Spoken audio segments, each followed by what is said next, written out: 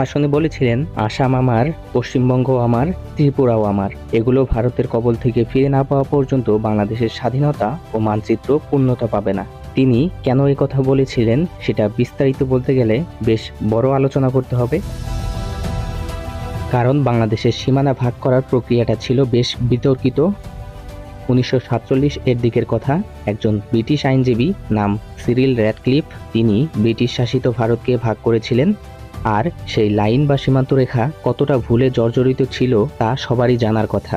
কাগজে কলমে ব্রিটিশ শাসিত ভারতকে ভাগ করতে মাত্র 5 সপ্তাহ সময় দেওয়া হয়েছিল তাকে, কিন্তু যে সীমানা তিনি এঁকেছিলেন ভারত ও পাকিস্তানের, তা আজও উপমহাদেশে বড় উত্তেজনার মূল কারণ। 1947 সালের আগস্টে হিন্দু সংখ্যাগরিষ্ঠ ভারত ও মুসলিম সংখ্যাগরিষ্ঠ পাকিস্তানের উদ্ভব হয়।